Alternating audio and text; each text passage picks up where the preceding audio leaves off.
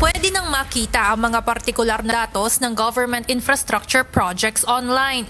Ito ang binuksan sa publiko ng pamahalaan sa pamamagitan ng Department of Public Works and Highways o DPWH Transparency Portal.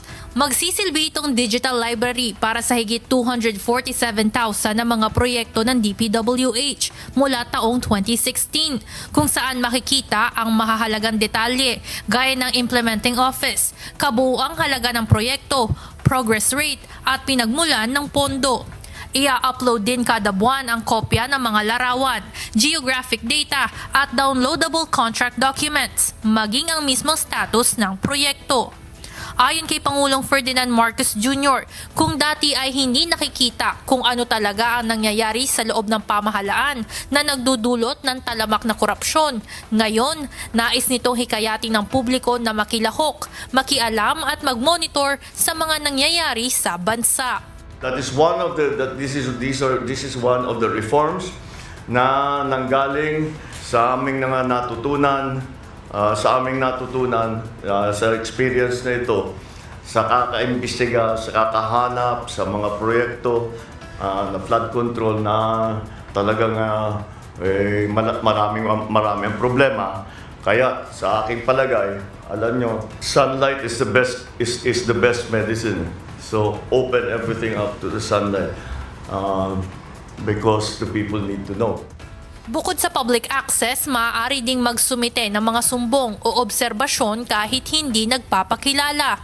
Sa pamamagitan nito, madaling maaaksyonan ng DPWH office ang mga reklamo sa mga kinauukulang lugar. Kasabay nito, nais rin ni President Marcos na maibalik ang tiwala ng mga Pilipino sa gobyerno sa kabila ng kaliwat ka ng mga anomalya sa flood control project. Ang Transparency Portal ay hindi lang isang website. Ito ay isang pangako. Ito ay isang sagot na digital na pader laban sa korupsyon ay magpapatibay sa ating paniniwala. Ang pamahalaan bukas, tapat at nakikinig sa sambayanan. Anya, ang portal na ito ay isang hakbang lamang upang palakasin ang kumpiyansa ng mga mamamayan sa pamahalaan. Determinado rin ang administrasyon na panagutin ang mga nasa likod ng pagbubulsa ng pondo ng bayan at magpatupad ng mga reforma upang wakasan ang mga anomalya sa flood control at iba pang infrastructure projects. Samantala, maaaring ma-access ang transparency portal sa official website ng DPWH o i-type ang transparency.dpwh.gov.ph. Evan Alvarez, UNTV News and Rescue. Diyos ang aming sandigan, serbisyo publiko ang aming pinahahalagahan.